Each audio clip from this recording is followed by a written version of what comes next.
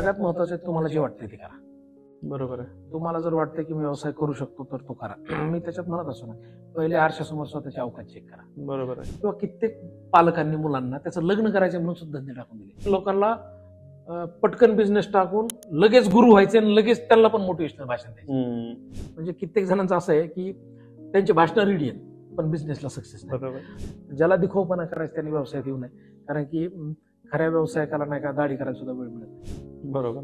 खरा ज्याला बिझनेस करायचा ना त्याला तो दिसतो कसा याचा मॅटर नसतो, तो फक्त त्याच्या अकाउंटवर लक्ष असतो. बरोबर. तर ज्याला अकाउंट आणि टॅक्सेशन कळतंय आणि ज्याला आपल्या व्यवहारातला ग्रोथ दिसते त्याला सोशल मीडियावरून ते शो करायची गरज नाही. ह्या सगळ्या मसोबांचा एक लीडर असायचा, तो म्हणजे खंडोबा.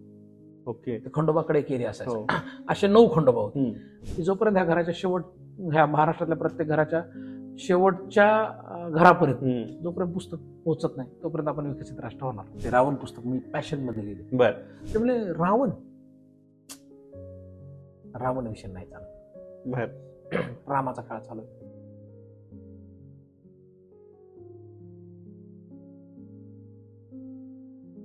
नमस्कार, टू कटिंग पॉडकास्ट या युट्यूब चॅनलवर तुम्हा सगळ्यांचं हार्दिक स्वागत. आज आपण अशा व्यक्तिमत्वाला भेटणार आहोत ज्यांच्या रील्स आपण तसेच शॉर्ट्स आपण युट्यूब आणि इंस्टाग्रामवर अगदी सहजपणे बघितलेले असतात, ज्यामध्ये प्रामुख्याने मोटिवेशनल व्हिडिओ असतील, त्या संदर्भात अजून व्यावसायिक व्हिडिओ असतील, त्यांचा लेखन प्रवास असेल, या सगळ्याच गोष्टींबद्दल आपण त्यांच्याबद्दल जाणून आहोत. आपण आज भेटणार आहोत शरद तांदळे यांना, ज्यांनी रावण आणि एंटरप्रेनर यासारखी पुस्तकं लिहिलेली आहेत आणि आता ते एक नवीन पुस्तक आपल्या सर्वांच्या भेटीसाठी घेऊन येत आहेत, ज्याचं नाव आहे बळी. आणि या संदर्भात आपण त्यांच्यासोबत संवाद साधू आणि जाणून घेऊया या पुस्तकामध्ये नक्की काय खास आहे आणि या संदर्भात त्यांनी काय काय आपल्यासाठी ते घेऊन येत आहेत. चला तर मग. नमस्ते सर. नमस्कार. आता व्यावसायिक व्यक्तीला एक पुरस्कार ब्रिटनच्या राजाकडून मिळतो हे आम्हाला माहित पडलं आणि समजलं ते म्हणजे तुमच्याकडून. बरोबर. त्याच्या आधी आम्हाला माहित नव्हतं की असा काही पुरस्कार असतो बाबा आणि तो राजा स्वतःहून कुणाला तरी पुरस्कार देतो. तर तो नक्की कन्सेप्ट काय होता आणि त्यावेळेस तुमची भावना काय होती ज्यावेळेस तुम्ही पहिल्यांदा तिथं आत गेला त्यावेळेस? खरं तर मी कॉन्ट्रॅक्टरशिपच्या बिझनेसमध्ये होतो पुण्यात आणि 3 वर्ष झाले होते मला व्यवसाय चालू करून. मलाच कल्पना नव्हती की मला कोणी असं कौतुक करेल म्हणून. मी ह्या चक्करमध्ये आपले पैसे मिळाले बस, झाकली मूठ 1.25 लाखाची, कोणी आपले कौतुक करू नये, कुठे दिसू नये. बरोबर. गव्हर्नमेंट कॉन्ट्रॅक्टर म्हणल्यावर तसं असतं ना. तर मला ज्यावेळेस कळालं की तुम्हाला उद्योजकतेचा एक पुरस्कार द्यायचा आहे, मी म्हणलं का द्यायचा आहे, मलाच का द्यायचा आहे, माझा तरी बिझनेस छोटा आहे, सुरुवात आहे. आणि नंतर मग म्हणले त्याला यंग आंतरप्रिनर पुरस्कार म्हणतात. मी म्हणलं आंतरप्रिनर कशामुळे म्हणलं असेल याला यंग बिझनेस पण म्हणायचं ना, आंतरप्रिनर कशाला चिटकवलंय. जर ते मला अर्थही कळलं ना त्या शब्दाचा आंतरप्रिनर त्यावेळेस. आणि मी म्हणलं नाही आपलं नाव कटत असतं. त्यांनी मला सांगितलं 10-12 राऊंड आहे. मी म्हणलं कुठल्या ना कुठल्या राऊंड मध्ये कटल, त्यामुळे मी एकदम रिलॅक्स होतो, तर कॉन्फिडन्स होता की आपण कटणार आहे. मग पहिला राऊंड झाला, दुसरा, तिसरा, चौथा, 5व्या राऊंडला ती माझ्या ऑफिसला आली त्यांची दिल्लीची टीम. मला तोपर्यंत काहीच वाटलं नाही. मी असं विचार करत ह्या राऊंडला कटणार. आणि त्यांनी मला असं ग्लोरिफाय सांगितलं होतं, बंकिंगहम पॅलेसमध्ये जायचे, प्रिन्सला भेटायचे, जगातल्या मोठ्या उद्योजकांना भेटायचे. मी म्हणायचे आपण तिथपर्यंत जाऊच शकत नाही, म्हणजे आपल्या पुढे अंबानी वगैरे असले आणि आपल्या डोक्यात न्यूनगंड असतं ना, आपलं मराठीत न्यूनगंड की नाही लय इंग्लिश बोललं की आपण दचकत नाही का. बरोबर. आणि लय भारी काय आपल्या आयुष्यात येईल असं काही भारी चालूच नव्हतं, म्हणजे काच कळके खाता आलतो. म्हणजे हे बी कुठेतरी पडणार आहे. पण ज्यावेळेस त्यांनी मला म्हणले की लंडनहून कॉल आला मला, आणि त्या कॉलवर बोलताना ते म्हणले की तुम्हाला लंडनला यायचं. मी त्यावेळेस जरा पहिल्यांदा सिरियस झालो आणि मला भीती वाटते लंडनला नको जायचं. पहिले तर आलं की पैसे खर्च होते, 10 दिवस जाते आणि आपल्याला इंग्लिश येत नाही. मग ते मनातलं एक न्यूनगंड की मी म्हणलं आता हे कटाव इथं तरी. पण झालं कसं की ते म्हणले कन्फर्मेशन झाले, मला तिकीट आले, डायरेक्ट तिकीट आले, पासपोर्टला पैसे आले, पासपोर्टचे सगळे पैसे दिले त्यांनी. आणि लंडनला ज्यावेळेस निघलो विमानात, डोक्यात एवढंच होतं की फुकट बघ पाहिजे. मला ते म्हणले तुम्हाला तिथे ट्रान्सलेटर आहे, त्यामुळे मी जरा खुश झालो. आणि तिथं गेल्यावर मला असं नाही का जे नाही आलं पाण्यात ते आलं खाण्यात, असं झालं. आणि पहिल्यांदाच 5 स्टार हॉटेलमध्ये राहिलो, पहिल्यांदा विमानात बसलो, पहिल्यांदा जगातल्या लोकांचा रिस्पेक्ट स्वीकारला. आधी कोण रिस्पेक्टच करत नव्हतं ना आपलं. बरोबर. आणि जगातल्या खूप मोठ्या लोकांना भेटायची संधी मिळाली. बीबीसी वर्ल्डच्या ऑफिसच्या एडिटरला भेटलो, बीबीसी वर्ल्डच्या ऑफिसला गेलो, कॉमनवेल्थच्या गव्हर्नरला भेटलो, बार्कलेज बँकेच्या सीईओला भेटलो, ॲक्सेंचर कंपनीच्या सीईओला भेटलो, मेल्टन ग्रुप मोठा आहे त्यांच्या सीईओला भेटलो. आणि त्या सगळ्या लोकांना भेटल्यावर मला झालं हे लोक आपल्याशी नॉर्मल बोलतात, त्यांनी माझा कॉन्फिडन्स वाढला. ते 10 दिवस जे होते ना, की मी 10 दिवस होतो त्यावेळेस, 9 दिवस, ते माझ्या आयुष्यातले लाईफ चेंजिंग मुवमेंट होता. आणि पहिल्या दिवशी कॉन्फिडन्स नव्हता, पण नंतर मला लक्षात आलं की ते लोक आपली भाषा समजून घ्यायचा प्रयत्न करतात, तोडकी मोडकी इंग्लिश समजून घ्यायचा बरोबर. आणि मी असाच विचारत होतो की आपण शेवटच्या राऊंडला काढणार आहे. मग कारण की 9-10 कॉम्पिटिटर फार स्ट्रॉंग दिसायला लागले, आपल्याला नाही का दुसरा भारी दिसतो. तर मी त्याच्यामुळे रिलॅक्स होतो, बाकी प्रेशर मध्ये होते. मी विचार करतो पुढे तर काढणार आहे आणि इथपर्यंत आलो हेच नशीब आहे. तर त्यामुळे बहुतेक ती कॉम्पिटिशन म्हणण्यापेक्षा त्या राऊंड सगळे एकदम नॉर्मल गेले. आणि बकिंगहॅम पॅलेसमध्ये गेल्यावर तर त्याच्या दुसऱ्या-तिसऱ्या दिवशी अवॉर्डचं नाव फिक्स होणार होतं. तिथं गेल्यावर तर मी म्हणलं आपलं कुळाचं निघलं म्हणलं सगळं, कोणाला यायला जमणार आहे म्हणलं बकिंगहॅम पॅलेस आतमध्ये ते रेड कार्पेट. आपण रेड कार्पेटमध्ये आलो, इथंच जिंकलो. तर तो अनुभव माझ्यासाठी लाईफ चेंजिंग होता. आणि जगातल्या खूप मोठ्या लोकांना भेटल्यावर कळालं की लोक किती साधे असतात. ॲरोगन्स छोट्या सक्सेसनी करायचा नसतो, बरोबर, नम्रता कशी असते. तर हे काही अनुभव माझ्या आयुष्यातले मला खूप ट्रमेंडस, म्हणजे माझ्यात खूप बदलाव घडला त्या. म्हणजे त्याच्या आधीचे शरद तांदळे सर आणि त्याच्या नंतरचे ह्यात काय फरक जाणवला तुम्हाला? त्याच्या आधी मी फक्त वैयक्तिक पर्यंत होतो. बरं. वैयक्तिक पर्यंत म्हणजे कसं माहिती का, मला गाडी घ्यायची, मला घर बांधायचे, मला चांगले डिव्हाइसेस घ्यायचे, मला वडिलांना गाडी गिफ्ट करायची, मला मोठा फ्लॅट घ्यायचा, मला सगळ्याच्यात मी होतो.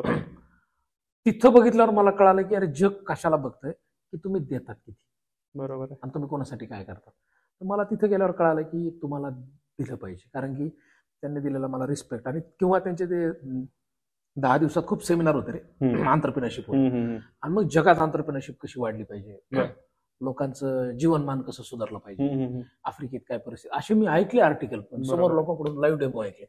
मला त्यावेळेस कळालं की यार आपल्या ग्रामीण भागात एंटरप्रेन्योर्स आणि उद्योजकता ही गोष्ट आपल्या पोरांना माहितच नाही. कारण की आपल्या लोकांना 12वी माहिती, नंतर इंजिनिअरिंग नाही तर मेडिकल माहिती, आणि नंतर लईतले काय ज्याला काही जास्त मसल पॉवर असं थोडे पैसे, त्याला वाटतं आपण पॉलिटिक्स, बरोबर आहे, सरपंच हो, सभासद हो, नगरसेवक हो, नाही तर तालुकाध्यक्ष हो, जिल्हाध्यक्ष हो, म्हणजे हे एक स्वप्न असतं. तर मी म्हणलं त्याच्यापेक्षा उद्योजक होऊ शकतं. आणि मग मी तिथून आल्यावर मी विचार केला की हा विचार आपण लय जणांना दिला पाहिजे. त्यानंतर मी खूप सारे कार्यक्रम केले, 1 to 1 खूप जणांना मदत केली म्हणा, किंवा मला जे माहित होतं नॉलेज शेअरिंग केली. तर त्याच्याने परत नाव झालं, म्हणजे जी गोष्ट सहज व्हायला पाहिजे मी ती सहज म्हणून केली, ती सुद्धा लोकांनी अप्रिशिएट केली. तर फरक खूप आहे, पहिले फक्त मी होतो, नंतर मग ते मराठी माणूस नावाचा एक प्रकार आला, महाराष्ट्रीयन उद्योजक. का बरं, लंडन पाहिलं होतं म्हणून ना.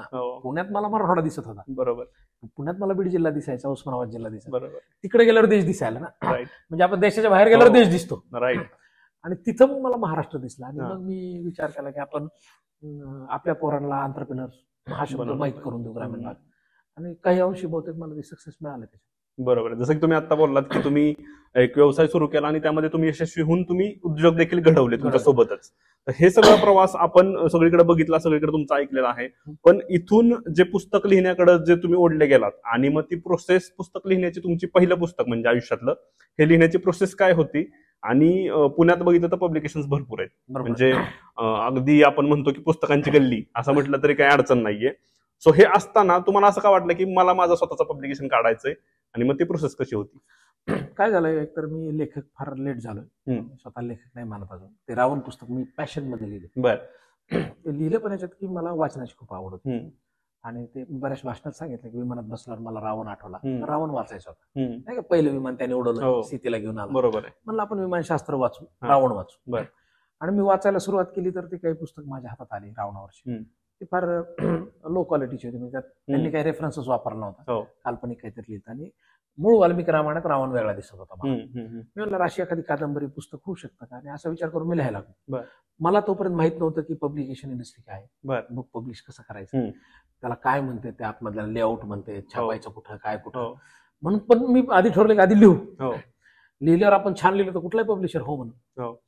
मग मी लिहिले 9-10 चॅप्टर लिहिले. 2 चॅप्टर मी त्यातले, एका पब्लिशर काय म्हणले, तुम्ही 2 चॅप्टर घेऊन यायचे असतात, पब्लिशरला दाखवायचे, पब्लिकेशन हाऊसचे एडिटर ते वाचतात आणि ते ठरवतात हे पुस्तक करायचं का नाही. मग मी ते 2 चॅप्टर काढले आणि 2-3 पब्लिशरकडे गेलो, त्यातलं एक नामांकित होतं. तर मला असं वाटतं आपलं आवड, आपलं नाव झालं आता, तर पेपरला आर्टिकल आले. आम्हाला पण सेम क्वेश्चन आहे की एवढ्या मोठ्या माणसाला पब्लिकेशन थ्रू का जावं असं नाही वाटतं असं. मग मी गेलो, आम्ही गेलो, तर कारण माझ्या डोक्यात तोपर्यंत पब्लिकेशन डोक्यात, कारण लिखाणच स्पष्ट आहे, बरोबर आहे. मग मी गेलो आणि म्हणलं हे पुस्तक करा. ते म्हणजे रावण विषय नाही चालत, रामाचा काळ चालू आहे. आणि तो एका पब्लिशर तर म्हणला, अरे सरकार कुणाचं आलंय बघ, बरोबर. तू आमचं दुकान बंद करायच्या चक्कर मध्ये आहेस का? रावण कोणी घेतय का? रावण कोणी वाचणार आहे का? इथं लोक राम वाचना, तुझा रावण कोण वाचणार आहे? मी जरा डिमोटिवेट झालो आणि कंट्रोल आलो, पण डोक्यात एक होतं, मी लिहिलंय तर मी पब्लिश करणार. बरोबर आहे. मग विचार केला की पब्लिकेशन हाऊस नेमका बिझनेस काय, पब्लिकेशन हाऊस काढायसाठी काय लागतं. मग मी सर, आता मी तर ऑलरेडी सगळ्या बिझनेसमध्ये होतो, मी मार्गदर्शन करत होतो. मी गुगलवर एक मिनिट सर्च केलं, मला कळालं काहीच नाही. साधं शॉप ऍट काढायचे, बँक अकाउंट काढायचे, ITR माझ्याकडे आहे आणि ISBN नंबर काढावा, तो ऑनलाईन मागवला. मी म्हणलं चला आपण पब्लिकेशन हाऊस काढू, एकच पुस्तक काढू आपण, ही आपली पॅशन आहे म्हणून, आणि नंतर बंद करून टाकू. बरोबर. झालं तर कसं की पुस्तक मी 2018 प्रकाशित केलं आणि पब्लिकेशन हाऊस त्याच्या आधी महिन्याभर रजिस्टर केलं. शॉप ऍट काढलं, बँक अकाउंट काढलं, लगेच त्याच्यात ISBN घेऊन पुस्तक पब्लिश केलं. माझ्या डोक्यात असं होतं की 1000 पुस्तक काढायची रावण आणि 500 लोकांना गिफ्ट वाटायचे मित्रांना. 500 कोणी घेतले तर आपलं आयुष्यभर आठवण म्हणून आपल्या घरात गिफ्ट पडून राहते. कारण की बऱ्याचशा लेखकांचे ते हाल मी पाहिले होते. पण काय झालं की पुस्तक लॉन्च केलं, मी अमेझॉनवर टाकलं, फेसबुकवर माझ्या पोस्ट केली, मी असं पुस्तक लिहिलं. 3 दिवसात 800 पुस्तक गेले. मला गिफ्ट द्यायलाच राहिले नाही 8 दिवसात. अरे म्हणलं हे तर वाढले आणि पैसे आले.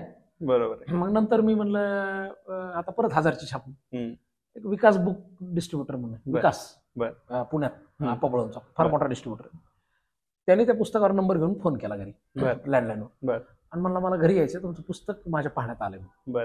तो घरी आला म्हणला हे पुस्तक मी घेतो डिस्ट्रीब्युशनला. म्हणलं घ्या, किती पाहिजे? त्यावेळेस माझ्याकडे 50 शिल्लक होते पहिल्या एडिशन, मला 3000 पाहिजे. मी म्हणलं 3000 म्हणल्यावर याला जवळपास 3 लाख रुपये लागते प्रिंटला. बरोबर. ठीक आहे म्हणलं, सांगतो. नाही म्हणलं हे काय चेक लगेच घेऊन टाक. त्याने लगेच 6 लाखात चेक दिला, 3000 गेले. आणि मग मी त्यावेळेस 5 छापले, 3 त्याला दिले, 2 माझ्याकडे राहिले त्या पैसे. लोकांना वाचायला आवडत गेलं आणि 2019 प्रकाशनाचा कार्यक्रम होस तर 6000 कॉप्या सेल होता. म्हणजे मी प्रकाशनाच्या कार्यक्रमाच्या नियोजनात होतो. 6000 गेला. त्या गेल्यानंतर बरेचसे लेखक नवीन मला अप्रोच झाले. मग म्हणलं अरे दुसऱ्याचं पुस्तक आपण करावं का नाही करावं, कसं अशा विचारात होतो, आपल्याला जमन का नाही. ते एक लेखक आला, म्हणला सर हे माझं पुस्तक आहे, हे तुम्ही करता का? मी ते वाचलं, म्हणलं तर उद्या सांगतो. आता मला त्यातलं काहीच नाही, दुसऱ्याचं वाचून सांगायचं. मी 2 दिवस रात्रभर ते पुस्तक एडिट केलं. आणि एक प्लस पॉईंट झाला, मी वाचक असल्यामुळे मला कळालं काय पब्लिश काय करायचं. बरोबर आहे. मग आम्ही ते पुस्तक केलं, प्रतिपतचंद्र नावाचं. ते पुस्तक सुद्धा सुपरहिट झालं. त्याच्यावर आता वेब सिरीज पण आली, 30 तारखेला काहीतरी लॉन्च. ते पुस्तक मी 8 दिवस एडिट करत होतो, ते मी स्वतः एडिट केलं. ते पुस्तक लॉन्च केलं, त्याची पण सोशल मीडिया मार्केटिंग केली. त्याच्या आधी तुम्ही पुस्तक मार्केटिंग नावाचा प्रकार पाहिला नसेल. तर फेसबुक, इंस्टाग्रामवर बुक मार्केटिंग प्रकारच मी चालू केला. मला बऱ्याच लेखकांनी ट्रोल केलं, साहित्यिकांनी, पुस्तक हे त्याच्या मार्गाने जायला पाहिजे, साहित्याचं बाजारीकरण करतायत काय तुम्ही. मी म्हणलं अरे प्रोडक्ट आहे ना, लोकांना समज मी मार्केटिंग नाही केली तुला कळणार कसं माझं पुस्तक आलं. बरोबर. आपलं तेही पुस्तक हिट गेलं. त्यानंतर मुकद्दर नावाचं एक नवीन लेखक आणि त्याचं आलं, ते केलं. नंतर मराठा भाषा केलं. बरोबर. 4-5 नवीन लेखक केले. 3ऱ्या वर्षी मला कळाला हा बिझनेस पुस्तकांचा, हा एक वेगळा बिझनेस. आणि मग मी ठरवलं की ज्यांचं कुणी पब्लिश करत नाही अशा लेखक, फर्स्ट टाइम जो असेल पहिलं पुस्तक, त्या लेखकांना आपल्याकडे चान्स द्यायचा. आज आपल्याकडे 80 लेखक. ग्रेट. 5 वर्षात आपण पब्लिकेशन मध्ये लोक म्हणतात टॉप 10 मध्ये आलो, पण अजून पुढे जायचं. बरोबर आहे. नक्कीच आम्हाला आशा आहे की तुम्ही ते टॉप 10 पेक्षा अजून पुढे जाल आणि ते यश प्राप्त कराल. आता रावणचा तुम्ही विषय काढला की रावण असंच मी लिहिलं किंवा रावणाची माहिती काढली आणि दोन्हीकडे रावण वेगळे होते किंवा त्यांचा रेफरन्सेस जास्त मिळाले नसतील तुम्हाला रावणाच्या मे बी. तर मग हे सगळं असताना घरात लहानपणापासून आपल्याला शिकवलेलं असतं की रावण हा वाईट असतो, म्हणजे राम हा चांगला, रावण हा वाईट. म्हणजे एक स्पेसिफिक आपण कॅटेगराईज केलेलं आहे, राक्षस आणि देव, संपला विषय. सो मग ते करत असताना ज्यावेळेस तुम्ही रावण नव्यानं अभ्यासाला सुरुवात केली त्यावेळेस ती शिकवण कुठेतरी अशी होती का अरे नाही मी काहीतरी वेगळंच असतं हे भावना होती? नाही, एक झाला प्लस पॉईंट. तशी भावना बिलकुल नव्हती. कारण काय झालं, माझे वडील मला लहानपणापासून आम्हाला वाचायचं वातावरण होतं घरात. आणि वडील मला म्हणायचे की कुठलीच गोष्ट काही वाचताना प्रिज्युडाइज ठेवायची नाही. आणि आपण वाचतोच तर ते त्या दह्याचं उदाहरण द्यायचे की वाचन म्हणजे दुधासारखं असतं, म्हणजे ते आपण पिलो तर त्याच्यात आपण आपला थॉट आणि चिंतन करायचं, म्हणजे इरजण टाकायचं, मग त्याचं दही बनतं. म्हणजे त्या दहीचं आपण नंतर चिंतन मनन करत राहायचं. मग त्या विचारांना घुसळण देऊन त्या दह्यातून लोणी बाहेर. आणि नंतर ते आपल्या आयुष्यात आपण वापरलं, त्याचं तूप म्हणून वापरलं पाहिजे, असं बरोबर. पुस्तकाचा वापर पाहिजे. बरोबर. आणि त्यामुळं वाचन कंटिन्यू करत होतो. वडील वारले 2011ला. हम्म. वडिलांमुळे वडील गेल्यानंतर मी पुराणांकडे वळालो. बर. आणि त्यावेळेस मी हे सगळं वाचलं होतं. आणि माझ्या घरातून माझी आई किंवा कोणी मला असं म्हणलं नाही की तू रावण का लिहितो. फक्त फर्स्ट टाइम आई अशी म्हणली, की अरे शरद, तू रावण लिहायचं म्हणतोस, आधीच आपल्याला चुकून आता चांगला अवॉर्ड मिळाला म्हणली, बर. नाव झालंय सगळीकडे. तिला वाटतच नव्हतं याला मिळेल म्हणून, कारण की आधीच्या टुकार काय एवढ्या. तर ती मला म्हणायची, एकतर तू आता कुठतरी चांगलं व्हायला लागले, लोक चांगलं म्हणायला लागले, आणि त्याच्यात तू रावण लिहितोस, सगळं बदनाम करून टाकायचं, म्हणजे हाय नाही. मी म्हणायचं नाही आई, हिटलर लिहिलेलं आहे लोकांनी, बरोबर, औरंगजेब लिहिलेलं आहे, आणि लोक स्वीकारतात. मी म्हणलं मी काही वाईट लिहिणार नाही, रावणाची बाजू लिहितोय. आणि मग त्याच्यात काय झालं, मी पुस्तकात चॅप्टर लिहायचं आणि आईला वाचायला द्यायचो, कारण की 2 बलात्काराचे सीन होते. मी वाटायचं, मला असं वाटायचं त्यांनी केलं ते रावणाने, मला असं वाटायचं ते व्हल्गर वाटू नये, म्हणून मी ते आईला वाचायला दिले. आईला म्हणलं तू वाच, तुला योग्य वाटलं तर मी पुढे जाणार. बरोबर. आईने ते वाचले, मला म्हणली छान लिहिले आहे, राग येतो म्हणे. मग त्याच्यात पुढे एकाच्या डायलॉग मध्ये शनीला मारलेला सीन आहे, की रावण शनीला खूप मारतो, शनी देवता 9 ग्रहांना मारत नाही, असं मी लिहिलंय. आई म्हणायची, अरे तुझा राशी स्वामी शनी रे, तुझं डायरेक्ट हाणलंच पण खूप होईल, तुला काही त्रास होईल. पण ज्यावेळेस लिटरेचर, आईला पण वाचनाच्या खूप पहिल्यापासून आई वाचते, माझी शिक्षक असल्यामुळे.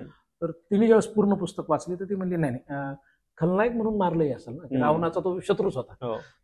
तर आईने ऍक्सेप्ट केलं, पहिले भावानी, बायकोनी, आईनी, सगळ्यांनी ऍक्सेप्ट केलं, आणि त्याच्यानंतर मित्रांनी ऍक्सेप्ट केलं. आणि आज अशी कंडिशन आहे की जो कट्टर राम भक्त म्हणतो त्यांनी सुद्धा ऍक्सेप्ट केलं की नाही, पुस्तक छान आहे. मग जसं आपण आता रिसेंटली एक मूवी येतोय आणि त्याला पण संघटनांनी बराचसा विरोध वगैरे केला, तसं तुमच्यासोबत घडलं की एखादी संघटनेने तुम्हाला लेटर पाठवलं, बाबा तुम्ही हे काय छापताय, मग आम्ही निदर्शनं करू, म्हणजे हे लोक न वाचताच करतात? तसं खूप झालं ना. म्हणजे तसं तर माझ्यावर तुला सांगू का, 1000 कमेंट पडल्या निगेटिव्ह. त्यात मला तर नंतर निगेटिव्ह यायनं बंद झाल्यावर मला बोर झालं. एक जणांनी लिहिलं, तुझी बायको पळून गेल्यावर तुला कसं वाटतं. मला आता मी जो माझ्या बहिणीला आपल्या वाटत भाऊ वाईट. बरोबर. तर सांगायचं की 9 वाजता खूप लोकांनी लिहिलं, विरोधात लिहिल्या, पोस्ट कमेंट लिहिल्या, माझ्यावर आर्टिकल चालवले. पण ज्यावेळेस त्या लोकांनी वाचलं त्यावेळेस त्यांना वाटलं की नाही हे बरोबर लिहिले. आपण एक आहे, रावण लिहिल्याचा राग डायरेक्ट रावणावर न काढता मध्यंतरी एक कीर्तनकाराचं नामचं एक प्रकरण वाचलं होतं. हो, ते रिसेंटली चर्चा झाली, माझ्यावर 295 पडली. बरं. धार्मिक भावना दुखवणे. तर ती केस चालू आहे अजून. तर त्यावेळेस त्यातल्या काही लोकांनी ह्या रावण लिहिलंय म्हणून जास्त ट्रोल केलं. मी जे बोललोय त्याच्यावर कमी, त्या रावणावर जास्त. तर ट्रोल केलं आणि निगेटिव्ह कमेंट खूप वाचल्या. पण असं झालं की 10,000 पॉझिटिव्ह कमेंट्स आल्या प्रतिक्रिया. तर 100-200 निगेटिव्ह येणारच ना, 100% परफेक्ट नाही. त्यातली एक कमेंट सांगतो तुला मी, श्रीराम मांजरेकर म्हणून होते डोंबिवलीची. त्यांनी अशी एक पोस्ट लिहिली होती की आत्ताच्या काळात काही काही लोकांना प्रसिद्धी मिळवायची, त्यासाठी ते खलनायकासारखे कॅरेक्टर शोधून काढतायत, लिहितायत आणि स्वतःला प्रसिद्धी मिळवतायत. अशा दुष्ट प्रवृत्ती वेळीच ठेचल्या पाहिजेत. उद्या ह्या लोकांना जर रोखलं नाही ते कसा बी लिहिते, अशी काहीतरी पोस्ट लिहिली. ती मला, बरं मी वाचत नाही, पण आपले काही विघ्न संतोषी असतात ना, मुद्दामून आपल्याला टॅग करतात. आपल्या चांगलं नाही टॅग करत, वाईट टॅग करतात. ते एकाने मला टॅग केलं, मी गेलं त्याला लव चिन्ह दिलं, जाऊ द्या म्हणलं. मी त्यांचा प्रोफाईल पाहिला, म्हणलं वयस्कर माणूस आहे, काही बोलायचं नको. पण त्या मांजरेकरांनी परत 3-4 महिन्यांनी एक पोस्ट लिहिली, पहिल्या पोस्ट बद्दल क्षमा, आता हे पुस्तक वाचलं, वाल्मिकी रामायणाच्या चौकटीत राहून पुस्तक कसं लिहायचंय याचं उत्तम उदाहरण हे पुस्तक आहे. तांदळे सरांचं खूप खूप कौतुक. मी हे पुस्तक माझ्या पुढच्या पिढीसाठी सेव ठेवतो. धन्यवाद. म्हणजे लोकांनी रावण पाहून ट्रोल केलं, पुस्तक वाचून कौतुकच केलं. हे महत्वाचं आहे सगळ्यात की बाबा. आणि सगळ्यात महत्वाचं मी आज काय म्हणतो की माझ्याकडनं 1.25 लाख कॉपी असेल पब्लिकेशन, पायरसीमधून 1.5-2 लाख असतील. पण आपल्या 1.25 लाख कॉपीमध्ये आतापर्यंत एकही कमेंट अशी नाही की यातली ओळ चुकीची आहे किंवा रेफरन्स. मला वाटतं ते यश.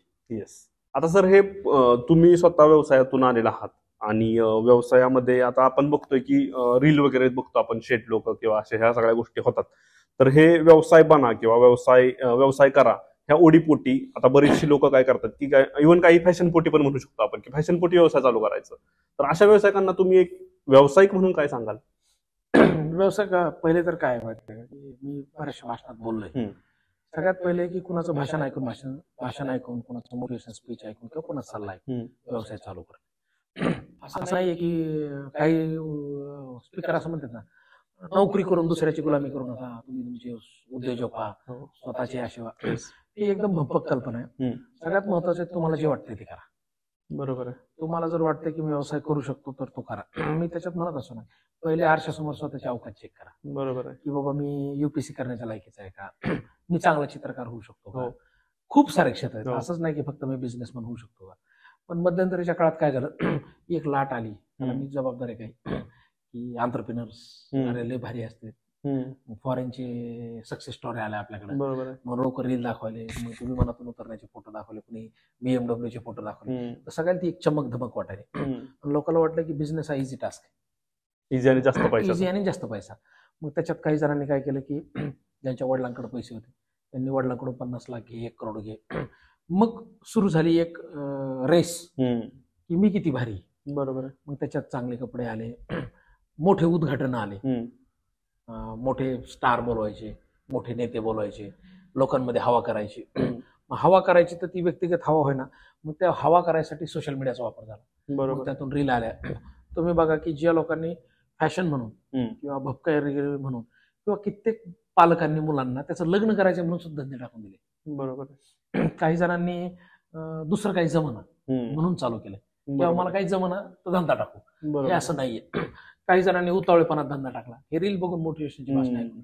मी हे म्हणलं की कुठलाही व्यवसाय चालू करायच्या आधी 1 वर्षभर तुमच्या मेंदूला व्यावसायिक बनवा. बरोबर आहे. तुम्ही आधी, माझ्या भाषणात होईल, मी आधी म्हणत असतो पॅन कार्ड काय समजून घ्या, जीएसटी समजून घ्या, ITR समजून घ्या, बँक समजून घ्या. आपल्याला जो बिझनेस करायचा त्याचं एखादं कुठं कोचिंग आहे का ते बघा. बरं, त्याचे ट्रेनिंग सगळीकडे येतात आता. म्हणजे आपण मानव जातीच्या सगळ्यात चांगल्या कालखंडात आहेत की गुगलवर एका मिनिटात तुम्हाला काही मिळते, तर तुम्ही त्याचा वापर करून आधी बिझनेस समजून घ्या मग टाका. पण खूप जणांना नाही का घाई झाली. कशाची? एकतर चमक धमकची घाई झाली, स्वतःला लॉन्च करायची घाई झाली, आणि नंबर 3 लोकांना पटकन बिझनेस टाकून लगेच गुरु व्हायचे आणि लगेच त्यांना पण मोटिवेशनल भाषण द्यायचे. म्हणजे कित्येक जणांचं असं आहे की त्यांची भाषणं रेडी आहेत पण बिझनेसला सक्सेस नाही. तर ही जी घाई झाली ना, या घाईमुळं बऱ्याच जणांचा लॉस झाला. मी सगळ्या तरुण पोरांना जे माझ्या संपर्काला सांगतो की पहिले 10 वर्ष प्रसिद्धीच्या मागं लागू नका, कारण की प्रसिद्धीचा फटका व्यक्तिगत मला बसलाय. मी क्रिएटिव्हिटी पासून जरा लांब गेलो, कारण की प्रसिद्धीने कार्यक्रमांना जाणं होतं, भाषणं लोकांना भेटणं. त्याच्यात पहिले 10 वर्ष तुम्ही स्वतःला स्टेबल करा. बरोबर. नाहीतर 10 वर्षाच्या आत प्रसिद्धीचा चटका लागला, सोशल मीडियाचा चटका लागला, एक तर ते होतं, किंवा पॉलिटिकल अजेंडा जागृत होतो, आपण लय फार सोशल वर्कर आहेत. बरोबर. आणि पालकाच्या भूमिकेत येतो, मग रक्तदानाला पैसे दे, कुठंतरी एखाद्या मंडळाला पैसे दे, याला पैसे दे, तिथं छापून आण. तर हे सगळी दिखाऊ जी धंदा, ज्याला दिखाऊपणा करायचा त्याने व्यवसायात येऊ नये, कारण की खऱ्या व्यवसायिकाला नाही का दाढी करायला सुद्धा वेळ मिळत नाही. बरोबर. खरा ज्याला बिझनेस करायचा ना, त्याला तो दिसतो कसा याचा मॅटर नसतो, तो फक्त त्याच्या अकाउंटवर लक्ष असतं. बरोबर. तर ज्याला अकाउंट आणि टॅक्सेशन कळतंय आणि ज्याला आपल्या व्यवहारातला ग्रोथ दिसते, त्याला सोशल मीडियावरून ते शो करायची गरज. बरोबर. तर ह्या काही चुका होत आहेत म्हणून, आणि पडले त्यात, खूप जण पडले पण, आणि परत काही जण सावरले पण, चुका लागणार नाही असं नाही. तुमच्या सर असे बघण्यात उदाहरण आहेत का की बाबा तुमचे भाषण ऐकलं किंवा प्रभाव एकदम पडला आणि आले तुमच्याकडे की बाबा सर मी असं सुरू करतोय, आणि एकदम थाटात सगळं सुरू केलं आणि सिच्युएशन अशी आली की तेच परत तुमच्याकडे आले, सर मी आता ह्या पोझिशनला मी काय करू आता, त्यावेळेस काय सल्ला देता तुम्ही? पहिले तर मला बरेच जण असे आले, सर मी हे व्यवसाय चालू करायला, लय भारी आयडिया. मी त्याला डायरेक्ट डिमोटिवेट करत नाही की नको करू. मी त्याला सांगतो, हे माहिती आहे का तू हे का चालू करायला? बरोबर. जो पैसे किती, पैसे जमिनी विकून आणलेस का, नेमके कुठून आणलेस? तर मी 99% वेळेस पोरांना नाही म्हणून सांगितलं. म्हणजे एक मुलगा तर असा होता, त्याकडे 40-50 लाख रुपये होते वडिलांचे. बरं. आणि ते सेकंड इयरला ड्रॉप आउट घ्यायचे तयार, म्हणजे बाहेरच पडायचं. तो मला म्हणला की सर शिकून काय फायदा आहे, 2 वर्ष वाया जातील माझे. बिल गेट्स बघा, ते मोठमोठे उदाहरणं की ते पण ड्रॉप आउट आहेत ना म्हणला, ते डायरेक्ट बिझनेस मध्ये आले, सर कुठे गेले. अजून एक एक्झाम्पल ऍड करायचं होतं त्यामध्ये. मग मी म्हणलं, अरे दादा, बिल गेट्सचा नाही का 7-8 वर्षाचा असतानाचा कम्प्युटर समोरचा फोटो आहे, तुझ्या आजीचा पासपोर्ट आहे का? बिल गेट्स तुझ्या आजीच्या वयाचा आहे ना आता. लक्षात घे म्हणलं, बिल गेट्सने सॉफ्टवेअर मायक्रोसॉफ्ट वाढली, तिला वेळ देता येईना म्हणून त्यांनी ड्रॉप आउट आहे. ते ड्रॉप आउट होऊन मायक्रोसॉफ्ट नाही चालू केली त्यांनी. त्याच्या वडिलांनी त्याला 1960ला कम्प्युटर दिलाय म्हणून, आपल्या आजीचा फोटो नाही. तू फरक समज म्हणला, तुझा बिझनेस लय मोठा झाला तर मी म्हणून कर ड्रॉपआउट, पण ड्रॉपआउट करून बिझनेस चालू करतो असं काही करू नको. तर त्याला ते पटलं नाही. बर. मग तो बहुतेक लॉसमध्ये गेला 7-8 महिने. त्याच्यानंतर त्याने डिग्री केली, तो फायनलीला फर्स्ट क्लास आला. नंतर MBA केलं, MBAला फर्स्ट क्लास आला. मग मला भेटायला आला, सर आता मी फर्स्ट क्लासमध्ये आलो, आता काय म्हणलं, आता तू काहीतरी तुला जे वाटतंय तो पहिलाच बिझनेस चालू केला तरी चालतं. असे खूप सारे उदाहरण आहेत. बरोबर. आणि पण 90% जेवढे पोरं माझ्याकडे आले त्यांना लॉस मिळाला, त्यांनी लॉस त्यांना झाला, पण त्याच्यातून त्यांनी मार्ग काढला. माझ्याकडे मॅक्झिमम लढाऊ पोरच आले. म्हणजे आता तुम्ही बघा, हा आता मला सोडायला आला रोहित वनवे, हा मुलगा माझ्याकडे 2015ला आला आणि 15ला सिव्हिल इंजिनिअरिंग झाली. म्हणलं सर मला कॉन्ट्रॅक्टर व्हायचं. मी म्हणलं तू कधी पास आउट झाला? म्हणलं सर आत्ताच पास आउट. म्हणलं तू काय कर, 1 वर्ष जॉब कर, 1 वर्षानंतर माझ्याकडे परत आहे. तर म्हणलं ठीक आहे. उठून डायरेक्ट गेला, जॉब केला, परत 1 वर्षानं आता काय करू? म्हणलं तू कुणाकडे काम केलं? बिल्डरकडे. म्हणलं मग बिल्डरची कामं घे, म्हणलं छोट्या छोट्या दिली तर. मग त्याला 4-5 कामं मिळाली. त्याच्यानंतर 3 वर्ष त्याने दुसऱ्याची कामं केली. नंतर तो सब कॉन्ट्रॅक्टर झाला. आता त्याची 200 फ्लॅटची स्कीम चालू. किती वर्षात? 9 वर्षात. म्हणजे एक बिझनेस हे टप्प्याटप्प्याने करायची गोष्ट आहे. त्याच्यात त्याला 2022ला लॉस पण लय झाला. पण ते म्हणला सर तुम्ही मला एक वाक्य सांगितलं होतं की रोहित घाई करू नको. आणि त्याची स्कीम लॉसमध्ये चालली होती. त्याने मला 22ला फोन करून विचारलं होतं, आता सांगितलं मला त्याने गाडीत, किती विचारलं होतं 21ला की सर ते 50 लाख लॉसमध्ये चालली स्कीम, काय करू? मी म्हणलं 50 लाख लॉस विकून टाक, सहन कर 50 लाख. पण त्यांनी ती केली नाही. ते म्हणलं सर ती 1 वर्ष अजून ठेवली, 1.5 कोटी महिन्यात. ते मायनस करण्यात परत 1 वर्ष वाया गेलं. सांगायचं असं की स्टार्टिंगला तुम्हाला एकदा सजेशन दिलं, एकदा पोराला आलं की मला नाही वाटत ती प्रत्येकाला स्पून फिडिंग लागते. बरोबर. तिथून पुढे तो एक्सपिरियन्स मध्ये शिकतो, ज्याला पुढे जायचं. बरोबर. आणि ज्याला जायचंच नाही त्याला रोज सकाळी स्पून फिडिंग लागते. बरोबर. मग ज्याला स्पून फिडिंगची लई गरज नाही, मला वाटतं त्यांनीच बिझनेसमध्ये यावं. स्वतःचा वापर केला. हा एक हुक चालतो, बरोबर, एखादा पुश चालतो. आता तर एवढे बिझनेसमॅन आहेत काय की ते सकाळ संध्याकाळ बिझनेस चालू करायचं, मोटिवेशनचे भाषण ऐकू परेशान. तर एकदा बघ ना, सारखंच बघून काय होणार? तो एक सेपरेट आजार होतो. बरोबर. ज्याला जेन्युनली करायचं ना त्याला फक्त मार्ग लागतो. आणि मराठी मुलं मला माहिती फार इरस असलेली, म्हणजे नाही का, मेहनती खूप आहे. त्यांना एकदा हुक पॉईंट कळालं की परत वळून बघत नाही. पण जे बळच आपण नाही मिळत, ढकल स्टार्ट, गाडवाला घोडं बनवला का आणि त्या रेस मध्ये उतरलं की ते जिंकणार नाही ना. बरोबर. सेल्फ मोटिवेशन महत्वाचं. सगळ्यात महत्वाचं सेल्फ मोटिवेशन. बरोबर. माझं इनर आवाज काय म्हणतो. येस. तुम्ही सर आता लवकरच हे एंटरप्रेनर झालं किंवा रावण झालं, हे झाल्यानंतर आता नवीन एक कलाकृती पुस्तक स्वरूपात तुम्ही सगळ्या वाचकांसाठी आणि आमच्या सगळ्या लोकांसाठी घेऊन येतो. तर ते नक्की काय आणि ते सुचलं कसं, म्हणजे बळी का लिहावं असं वाटतं? सगळ्यात पहिले तर मी तगडा लेखक आहे नाही माहित नाही, पण आता 2 पुस्तके 1 लाख गेले. आणि मी उगाच काही आपल्याला वाटतंय म्हणून लिहायचं नाही. म्हणजे मी लेखक बसायला चला पुस्तक करू, आता वाचतायत, आपल्या नावावर चाललंय पुस्तक. मी असा विचार केला की ज्याच्यावर लिखाण नाही, म्हणजे उपलब्ध नाही. म्हणजे तुम्ही आता शिवाजी महाराज लिहायला घेतलं, महाराजांवर 1000 पुस्तक, बरोबर, फुले घ्यायला फुल्यांवर 1000 पुस्तक.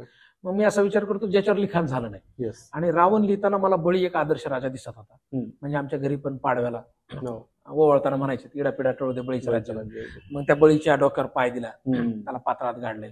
मी म्हणायचं ज्या माणसाला पात्रात गाडले, ज्याला दैत्य म्हणतो आपण, त्याच्या नावाने इडापिडा टळू दे, राक्षसाचा राज्य येऊ दे, कशामुळे म्हणतात. बरोबर. नंतर क्युरियोसिटी होती. मग मी बरेच दिवस ही क्युरियोसिटी चालली. तर मला कळालं कारण तो एक आदर्श राजा होता.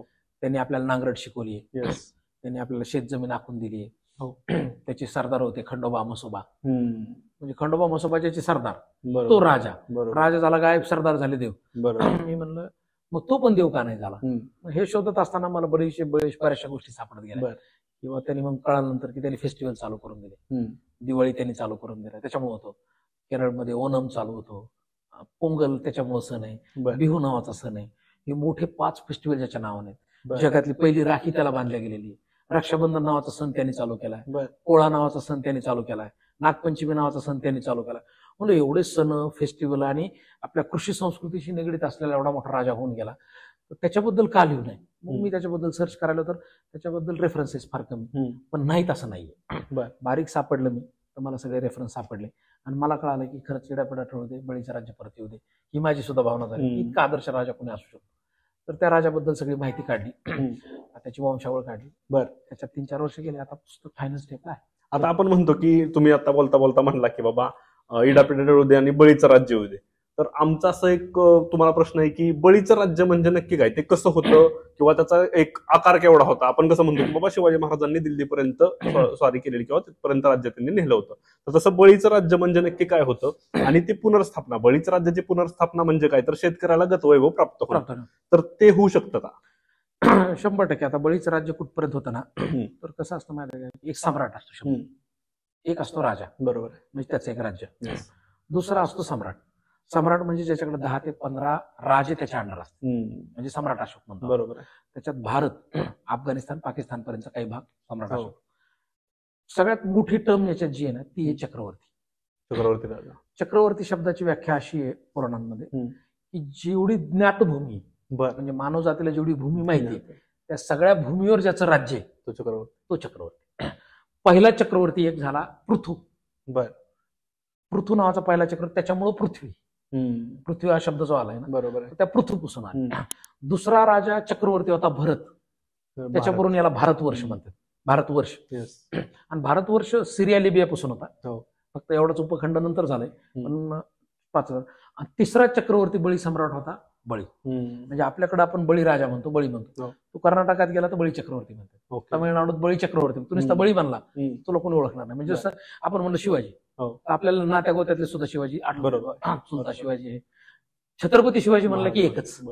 तसं चक्रवर्ती बळी म्हणजे एकच. तर त्याची भूमी, अख्ख्या भूमीवर त्याचं राज्य होतं. म्हणूनच तो वामन आला ना, 3 पावलात मला सगळं दे, बरोबर, स्वर्ग दे. हे वामनाने सांगितलं की सगळ्या भूमीवर त्याचं राज्य होतं, तिन्ही भूमीवर, स्वर्ग, नरक आणि आकाश असं म्हणतात. बरोबर. तर पूर्ण भूमी होती. तो एकमेव पहिला राजा की ज्याने आपल्याला समविभागी राजा म्हणतात, म्हणजे प्रत्येक जमातीला, प्रत्येक लोकांना त्यांनी गावं वाटून दिली. म्हणजे आपण नाही म्हणत आमच्या गावचं शिवार इथपर्यंत.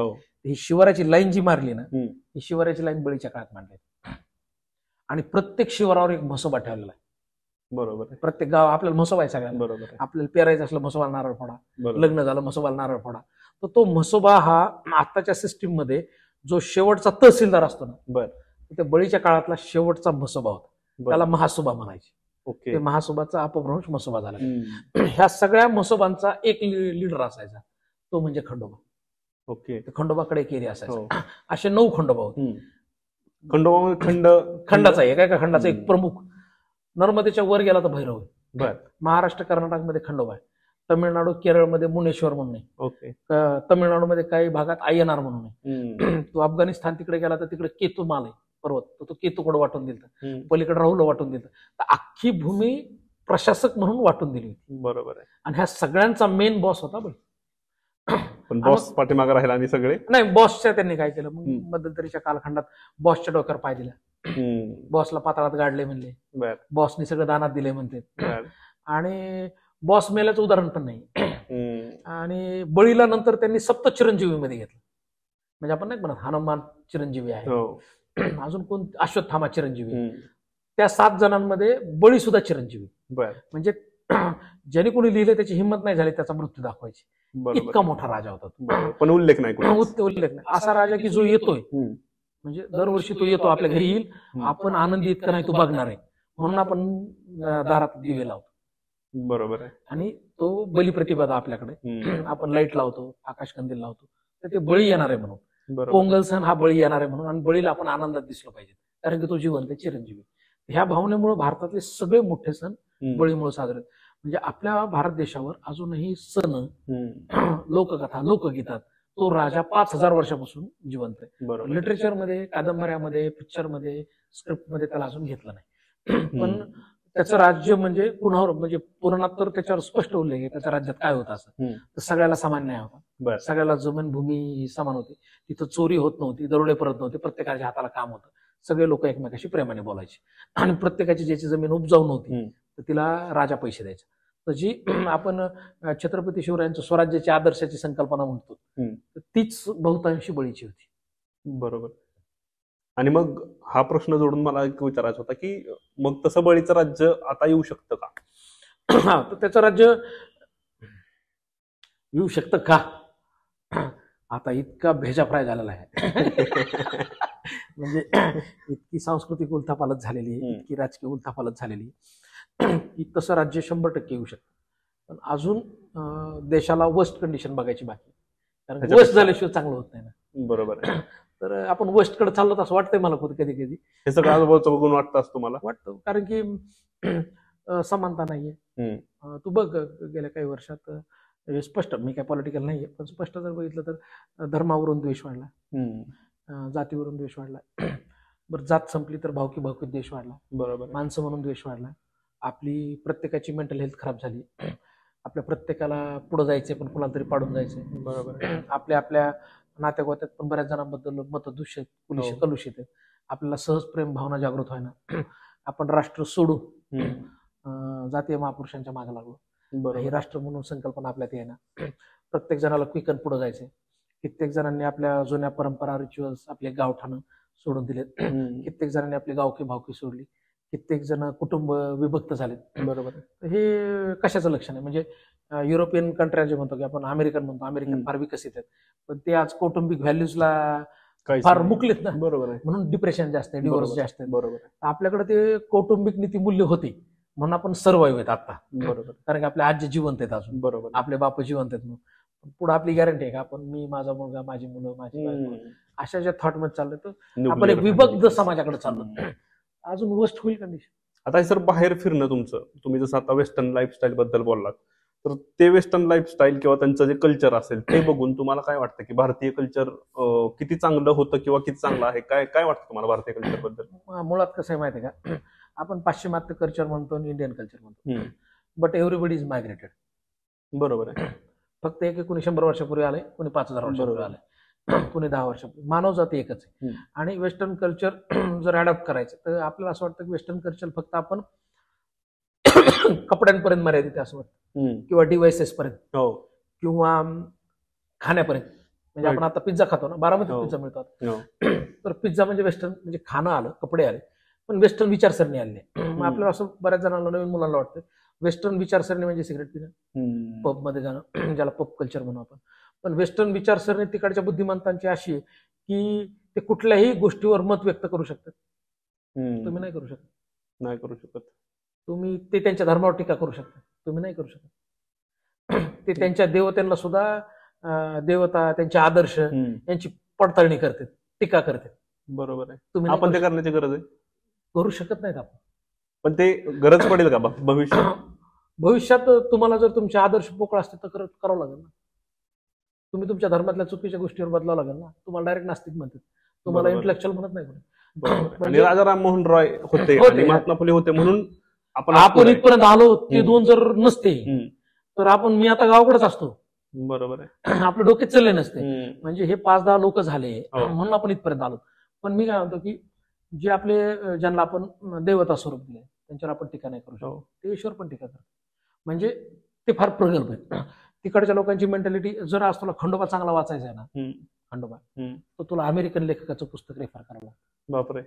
डेडिकेशन आहे त्यांच्या एखाद्या विषयाला धरून. तुला इथलं बेसिक काही वाचायचं, इथला कुठला बी देवता घे तू, म्हणजे ग्रामीण देवता घे, काही घे, आणि तुला जर ते ऑथेंटिकेशन वाचायचे तर तुला ते अमेरिकन लेखक बघावं. कारण की तो इथं आला, वर्षभर त्यांनी डेडिकेशनने काम केलं आणि त्यांनी पुस्तक लिहिलं.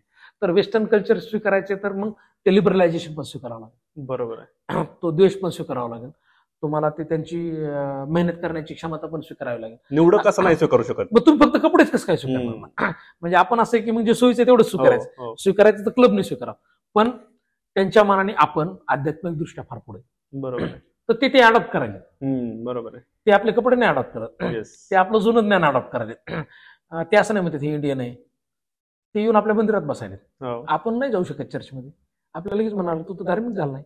ते चर्चमध्ये येतात, त्यांच्याकडे धर्म बदलायचं स्वातंत्र्य दिलं त्यांनी. तुम्ही नाही बदलू शकत. काका मामा हाणते ना आपल्याला. म्हणजे आपल्याकडे आध्यात्मिक लेवलला पुढे गेलो. आपल्याकडे कौटुंबिक व्हॅल्यूज एवढ्या आहेत की ते अडॉप्ट करू म्हणून त्यांच्या शाळेत सांगतात. बरोबर आहे. आणि आपण आपल्या कौटुंबिक व्हॅल्यू सोडायला लागलो. बरोबर. तर आपल्याकडे फार रिचनेस परंपरा आहे, पण त्या रिचनेस परंपरेकडे आपलं दुर्लक्ष आहे. आपण वैयक्तिक स्वार्थाकडे आलो असं मला वाटतं. माझा अभ्यास नाही, पण थोडंफार मला एवढं कळतं. बरोबर आहे. येस सर, आता शरद तांदळेंनी पहिल्यांदा काय केलं की पहिल्यांदा स्वतः उद्योजक बनले, त्याच्यानंतर त्यांनी उद्योजक घडवले, त्याच्यानंतर त्यांनी स्वतः लेखक बनले आणि अजून ग्रामीण भागातले लेखक बनवले. आता बळीसोबत आम्ही आता काय एक्सपेक्ट करू शकतो की बाबा तुम्ही प्रगतशील तंत्र समृद्ध शेतकरी बनवण्याचा तुमचा दृष्टिक्षेप आहे का, किंवा तुमचं टार्गेट आहे का? माझं टार्गेट तुला खरं सांगता की बळी लिहिल्यानंतर म्हणजे खरं सांगतो, बळी लिहिल्यानंतर ऍग्रिकल्चर मध्ये काम करायचे का, तर मी मुळात शेतकऱ्याच्याच कुटुंबातला आहे. म्हणजे तू पण घे, मी पण घे, हे कॅमेरा सगळेजण आपण हे बिझनेस करायला. बरोबर. आणि तुला म्हणलं तुझं स्वप्न काय, नॉर्मल आहे, मी तर मला माहित नाही तुझं स्वप्न, मी सांगतो काय. 60 वर्षी 21 एकर बागायती असो, शेतात एक बंगला असो, आणि मी पिकवाव आणि मी खाव आणि मी तिथंच माराव, हे प्रत्येक ज्याचं स्वप्न आहे ना शेताशी निगडीत, बरोबर आहे, ते सगळ्यांचे स्वप्न सेम. बरोबर आहे. आपल्या लास्टला काय पाहिजे, आपल्या कॅलिफोर्नियात बंगला नाही पाहिजे, माझं एक शेत असो, शेतात एक घर असो, मी तिथं भेंडी पिकवून मी खाव, बरोबर, तिथंच मी मटण खाव. तसंच माझं पण स्वप्न आहे की आपण शेतीत उतरणार आहे, पण त्याचा पुस्तकाशी संपर्क नाही, हे पुस्तकामुळे तसं नाही, हे जेन्युनली. पण बळीनंतर मी ठरवलंय की रावण मी इंटेलेक्च्युअल लोकांसाठी लिहिलं, रेफरन्ससाठी. बळी इंटेलेक्च्युअल लोकांची, ज्यांना आपली संस्कृती, आपला खंडोबा मसोबा, आपले देवस्थान कळावेत, आपला राजा कळावा. याच्यानंतर मी विचार करतोय की मी लिखाणात, जर बिझनेसमध्ये तर माझा बिझनेस चालूच आहे, त्याचे वेगळे डायमेन्शन्स आहेत, पण मी आता लहान मुलांसाठी लिहिणार. बरं. आणि ते पुस्तक पण माझ्या डोक्यात फिक्स आहे. बरं. मला त्याला काय अभ्यास करावा लागणार नाही. म्हणजे आज प्रजासत्ताक दिनाच्या दिवशी आपण भेटतो, नेक्स्ट प्रजासत्ताक दिनाला माझ्या डोक्यात की प्रतिज्ञा नावाचं पुस्तक लिहिणार आहे. नाव पण फिक्स आहे, नाव फिक्स आहे, त्याचे चॅप्टर फिक्स आहेत माझ्या डोक्यात. तर ते पहिल्या चॅप्टरचं नाव असेल भारत माझा देश आहे. मला ते पोराला समजून सांगायचं की भारत म्हणजे काय, संकल्पना, नकाशा म्हणजे भारत, का तो झेंडा म्हणजे भारत, त्याला माझा का म्हणलं, आपला का नाही म्हणलं. बरोबर आहे. हे जे छोटे छोटे प्रश्न आहेत, हे मला हे कशावरून सुचलं, तर माझे मुलं सध्या एक पहिलीला आणि एक चौथीला, तर ते मला आता ही पुढची पिढी लय फास्ट आहे. मग ते मला म्हणतात बाबा देश म्हणजे काय. मला माझी मुलगी म्हणली त्या दिवशी की बाबा आपण हिंदू आहे का. मी म्हणलं आम्हाला 10वीपर्यंत मिळणार होतं आम्ही कोण आहे, त्याला आम्हाला हिंदू आहे. तिचा प्रश्न होता बाबा मी देव बनवू शकते का. मी म्हणले बाबा जर मला अमेरिकेत जायचे तर भारत देश फार विकसित नाहीये ना, ते लहान मुलं म्हणतात. म्हणजे त्यांना त्या गुगलवर माहित झालंय. तर मला असं वाटतं की हे विभक्त कुटुंब, मी तुम्ही बघा या नवीन पिढी डिप्रेशन मध्ये चालली आहे गुगलमुळे आणि त्या गेम्समुळे, आणि ह्या लोक आत्मकेंद्रित व्हायले. बरोबर आहे. आत्मकेंद्रित म्हणजे मी अगदी म्हणजे शाळा असतील सगळीकडे तेच बरोबर, तू कुठे आहेस, तुला पुढे जायचंय, तुला पुढे जायचंय, तुला मोठं व्हायचंय. तर मला असं वाटतं की येणाऱ्या काळात आपल्याकडे आत्मकेंद्रित लोकांची संख्या वाढण्याची शक्यता आहे, ही फक्त माझ्यापुरती. कारण की आपण बघा आपल्या वडिलांनी आजोबांनी आपल्याला सांगितलं हे आपलेत, आपले आपली भाऊकी, आपली भाऊकी, आपले नाते. आता पालक लोक म्हणतात तू कुठे, मुलगा म्हणतो मी कुठे. तर मला असं म्हणायचं की तू मी नाहीयेस, म्हणजे मी निसता नाहीये, तर आपण आहेत. आपण आहेत तर त्यांना ते राष्ट्रीय मूल्य आणि नैतिक मूल्य नाही का, आपलं प्रतिनिधी आहे ना, बंधुत्व आहे. बरोबर. तर ह्या परंपरा आहे. या सगळ्या शब्दात 3री ते 8वीच्या मुलांसाठी एक राष्ट्रीय भावनेसाठी एक पुस्तक लिहायचंय मला, कारण की त्यांच्यासाठी कोणी लिहित नाही. बरोबर. मुलीला पुस्तक द्यायचं म्हणलं ती म्हणते बाबा ते अलेक्झांडर घ्या अमेरिकेचं, आणि त्यांचे नैतिक मूल्य आणि आपले नैतिक मूल्य वेगवेगळे. कार्टून पाहतायत ते जागतिक लेवलचं, पण त्यांना आपले इथले नायक जे आहेत बरोबर त्यांच्यावर काही करता येईल का, त्यांच्यावर काही कार्टून्स करता येईल का, त्यांच्यावर काही कॉमिक्स पुस्तकं छोटे पुस्तक आणता येईल. मला असं वाटतं की आता त्या पिढीसाठी काम करावं, कारण की बाकी माझ्या पिढी ही सगळेजण स्वतःला हुशार समजते, स्टॅग्नंट झालेली, आपल्यात काही पर्क्युलेशन होऊ शकत नाही, पण त्यांच्यासाठी काहीतरी लिहावं अशी इच्छा. बरोबर. नक्कीच तुमच्या ह्या प्रवासासाठी पण आम्ही तुम्हाला शुभेच्छा देतो. आणि जाता जाता एक प्रश्न घेतो सर, की आता सगळं डिजिटल युग झालंय, जसं तुम्ही बोला की लहान मुलं डिव्हाइस मध्ये बिझी आहेत सगळे, म्हणजे तुम्हाला बुक्स पण ई बुक्स अवेलेबल आहेत, सगळ्या गोष्टी अवेलेबल आहेत, ऑडिओ बुक अवेलेबल आहेत. मग ह्या काळात तुम्ही पुस्तकं का वाचावीत असं का सांगाल. त्याचं कारण असं आहे बरं का, की आपण पुस्तकांना ज्ञानाचा स्रोत समजतो.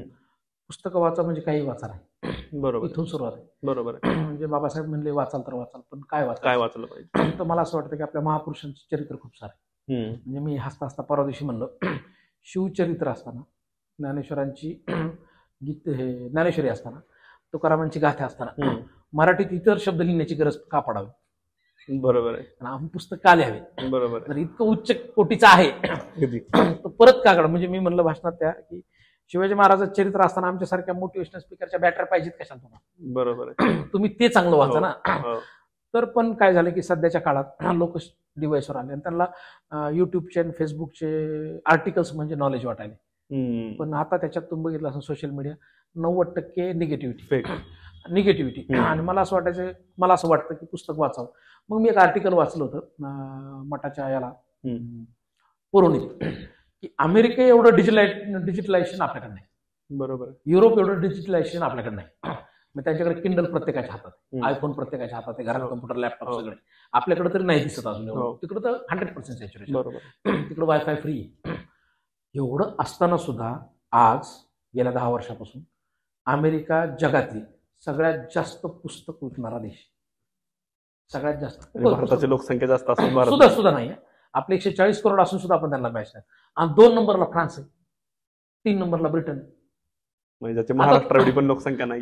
त्याची आणि विचार कर, हे लोक जर एवढे हायली डिजिटलकडे तरी तिथले लोक विकत काय घेत असतील. म्हणजे मला एक गोष्ट कळाली की अमेरिकेने तर हे तर आता असं झालंय की अमेझॉन किंडलचा जो प्रकार होता तो ग्रोथ 2016 पर्यंत असा होता, अमेरिकेत तो असा झाला आहे. बापरे. त्यांनी डिव्हाइसेस सोडले, त्यांच्या शाळेत डिव्हाइस सोडून पुस्तक वाचा म्हणून सांगायला लागले, कारण की त्यांना कळालं की डिव्हाइसने मेंदूवर परिणाम व्हायला, पुस्तक वाचताना मेंदूवर परिणाम होत नाही. तर येणाऱ्या काळात ते होणार आहे की पुस्तकांचंच वाढणार आहे. कारण की मी आपल्याला नाही बघत, मी हायली टेक्नॉलॉजी असलेल्या देशांकडे पाहतो, तर तिथं जर पुस्तकं एवढं वाचल्या जातात म्हणूनच ते विकसित आहे. बरोबर आहे. जर त्यांनी पुस्तकं सोडले असते तर ते विकसित, मग आपण जर त्यांनी जर पुस्तक सोडले ते आपल्यासारखे झाले असते. एवढे विकसित असून, एवढ्या टेक्नॉलॉजी असून तिकडे वाचनावर भर आहे. म्हणजे इलॉन मस्क एवढी तर टेक्नॉलॉजी कुणाकडेच नाही. ट्विटर तेच आहे, बरोबर. ते 18 तास ट्विटरवर दिसत ना. मार्क झुकरबर्गचं फेसबुक आहे, ते तो कंटिन्यू ऑनलाईन पाहिजे. बरोबर. ते सुद्धा महिन्याला 3 आणि 4 पुस्तकं वाचतात आठवड्याला. म्हणजे ज्यांचे स्वतःचे प्रोडक्ट आहेत ते सुद्धा पुस्तकं वाचतात. म्हणजे मार्क झुकरबर्गचा इंटरव्ह्यू बघ, ते म्हणतो मी आठवड्याला 2 वाजता, इलॉन मस्क म्हणतो मी 2 वाजता. मग मला असं कळतं की हे सक्सेस जे आहे ते पुस्तकातून मिळते. आपल्याला फक्त लहानपणापासून मुलांना सांगायचे डायरेक्शनने की तुम्हाला काय वाचायचे. म्हणजे तू अमेरिकेत बघ की त्यांच्याकडे नायक नव्हते, 200 वर्षाचा इतिहास, तर त्यांनी ते इमेजिनरी नायक आणले. कोणते? हे मॅन, सुपरमॅन. बरोबर. आपल्याकडं ओरिजिनल नायक आहेत, बरोबर. शिवाजी महाराजांनी. बरोबर. आज महाराष्ट्रातल्या 90% घरात शिवाजी महाराजांचं, फुल्यांचं चरित्र नाही. म्हणजे सांगायचंय की जोपर्यंत ह्या घराच्या शेवट, ह्या महाराष्ट्रातल्या प्रत्येक घराच्या शेवटच्या घरापर्यंत जोपर्यंत पुस्तक पोहोचत नाही तोपर्यंत आपण विकसित राष्ट्र होणार. सर, तुम्ही तुमचा वेळात वेळ काढून एकतर आम्हाला वेळ दिलात आणि त्यातून तुमचं येणारं पुस्तक, त्यासोबतच तुमच्या करिअर मधले काही महत्वाचे टप्पे, महत्वाचे अनुभव हे तुम्ही आमच्यासोबत शेअर केले आणि आमच्या व्ह्युअर्सला ते आता बघायला मिळतील. यासाठी तुमचे खूप खूप धन्यवाद आणि तुमच्या पुस्तकासाठी आमच्या टीमकडून आणि आमच्या व्ह्युअर्सकडून खूप खूप शुभेच्छा. Thank you so much. आणि मला खूप छान वाटलं इथून, म्हणजे एकदम टू कटिंग चहा आहे, एकदम परफेक्ट नाव आहे, कारण मला चहा फार आवडतो. तर मला इथं बोलवल्याबद्दल थँक्यू.